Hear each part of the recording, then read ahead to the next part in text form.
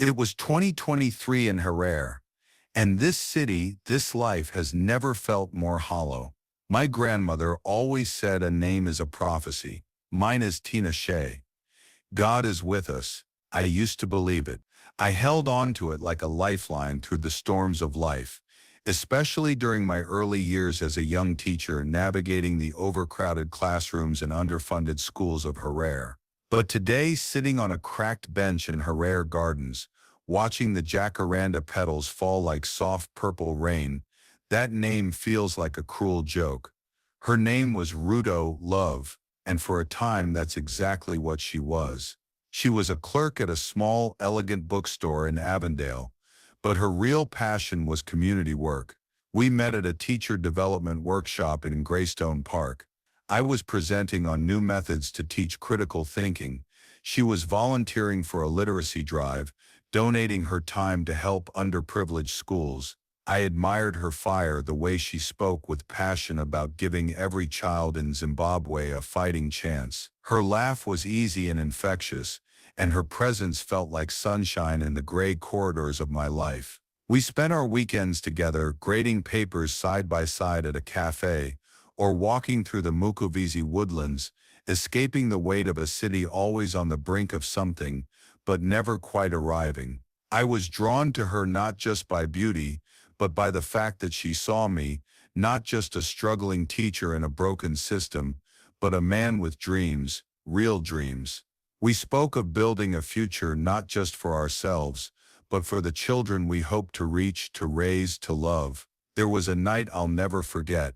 We were parked on the Kupcha Hill, watching the city below. I'd just been offered a position at a private school, a step up from the chaos of government schools, with better pay and promise. She reached over, took my hand and whispered, "To building a new Zimbabwe, Tina Shea, one child at a time." That night I truly believed we were unstoppable, but life as always had other plans. It started with silence. The long delays in her responses, canceled plans. A new customer she kept mentioning, a lawyer named Farai who was a regular at her shop. "He's just a nice customer," she'd say, very supportive of the literacy drive. But soon conversations about this nice customer grew more frequent, and the time we spent together grew shorter. I tried to tell myself it was nothing. I too was stressed. Lesson plans, difficult students, admin expectations. I gave her space, understanding, but space, I learned, can become distance, and distance can become disappearance. One Tuesday I decided to surprise her. I had just received my first full paycheck from the new school and picked up a first edition book from her favorite author. But when I arrived at her flat in Mount Pleasant, the security guard gave me a confused look. But she moved out last week, with her husband. I stared at him, stunned. "Husband?" I asked. He looked at me with pity. "Yes, the lawyer, Farai. I think his name is." They left together for South Africa. It didn't make sense. No warning, no goodbye, just gone. I called. No answer. Texted. Nothing. Days passed. Then weeks. Eventually I received a message, a single paragraph, cold and precise. "Tina Shea, I'm sorry I couldn't tell you sooner.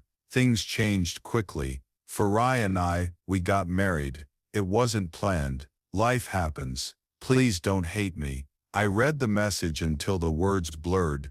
Married, just like that. I spiraled. I stopped teaching. I couldn't face the children, their hope, their eyes filled with questions I no longer had answers to. I wandered, sat in parks, avoided people. I told myself I'd never love again. 3 months later the jacarandas are in bloom, and I sit here, thinking of all the what-ifs, and then as the afternoon shadows stretch long across the gardens, I hear it, a small familiar voice. "Mr. Tina Shea." I turn. It's Tariro, one of my former grade 6 pupils. She's holding a small notebook and a bouquet of purple petals. "I wrote something," she says shyly. "For you, we miss you." She hands me the notebook. Inside is a poem, about hope, about how I taught them that words matter, that names mean something. She ends with, "You told us your name means God is with us. So I know, even if we don't see you every day, God must still be with us, because you were." I stare at the page, my heart cracks open, and something rushes in. Not grief, not love, but purpose. The twist, it wasn't Rudo who was the prophecy, it was Toriro, hope, a child I once taught, teaching me now. I rise from the bench. Not everything lost stays broken. Sometimes the city rebuilds itself, and so do we. God is still with us, and I still believe in names.